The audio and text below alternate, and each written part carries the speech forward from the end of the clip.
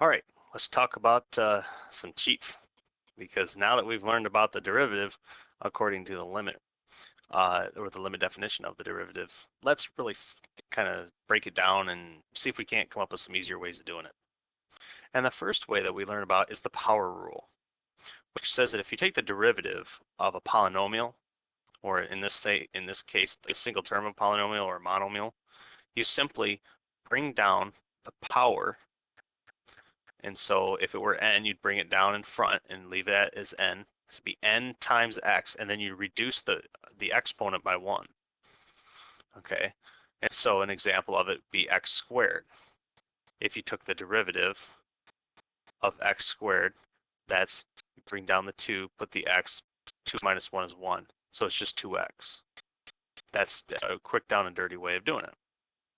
Another one is if x is to the 0 power, then you'd have the constant function.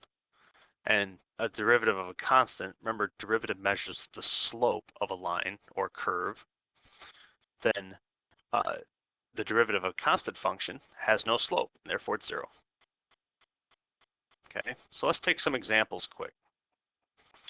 Now, notice that not all of these fall into a nice little category. But in the case of 4, we can say that the derivative with respect to x of -2, since -2 is constant, the derivative is 0. Okay, now the derivative of y, so it'll be y prime.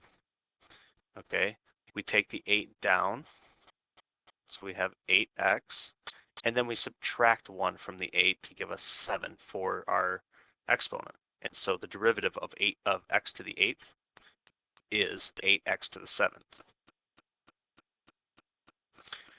And now if we take a look at this one, we weren't told explicitly how to take care of this, but there weren't any restrictions on the power rule. If you look back up at the power rule, it simply said if you have an exponent, then you bring that exponent down and reduce the exponent by 1. Okay, we can rewrite this.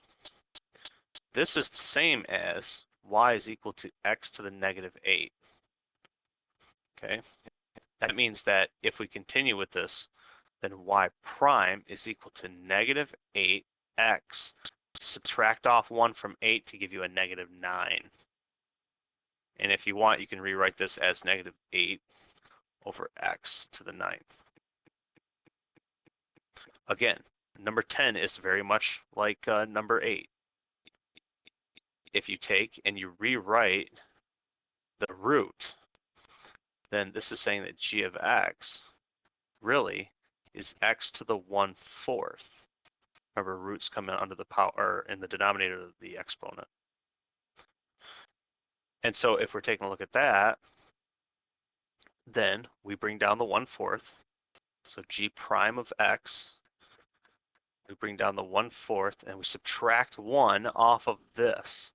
1/4 minus 1 is a -3/4. Okay, so rewriting that, g prime of x would equal to 1/4 times the 4th root of x cubed. Okay, 4 times 1/, this is on the bottom now, 4th root of x cubed. And that's how you take care of those.